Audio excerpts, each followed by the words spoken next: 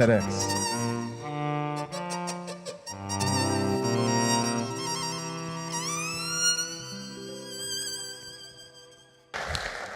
Well, hello. I have two sons, Jackson and Austin. How I love them, discipline them, and support them helps define them. They are the loves of my life, but also the most significant social imprint I will leave upon the world.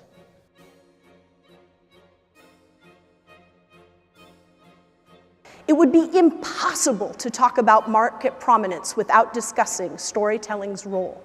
Because in truth, storytelling is one of the most powerful, underutilized tools in business. Not use narrative. To simply deliver a fact pattern would be woefully inadequate when you're trying to influence behavior.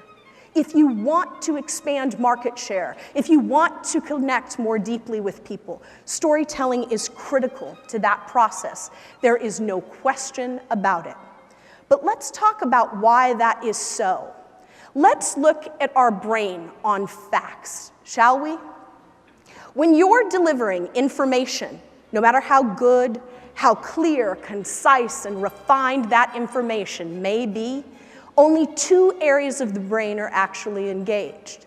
Now, these areas are important to be sure, but largely they're just dealing with processing language and comprehension. That's it. You have no other advantage. One person is speaking, another person is understanding, that's it. Today, we're talking about one conversation at a time. I want you to think about this for a minute. If you're not telling a story, two areas of the brain are engaged. Now I want you to think about what happens with the brain on story. Take a look at this. Now we don't have two areas of the brain engaged. We have 6. What does this mean?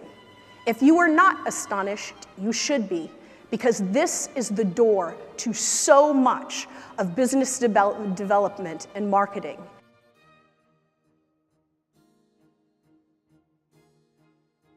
That is the legacy we leave behind. If we don't earn our worth, every woman behind us doesn't earn her worth too. So today I want to teach you how to do that. It's great to start a business. And I started a business in a tough economic climate. Y'all remember 2009? Yeah. It was sad. Like you went into the living room and they were like, it's bad, right? You're watching the news, they're like, it's bad, it's so bad, it's never been so bad, it's never gonna get better. It would drive me to drink, so I would go get some wine. By the time I came back, they're like, it's worse than when you left, girl. I'm like, damn.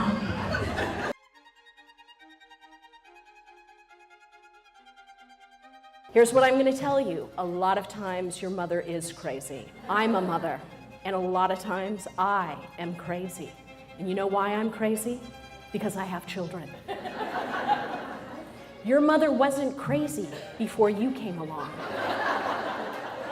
Your mother was a sane, rational, hot, fabulous, interesting woman.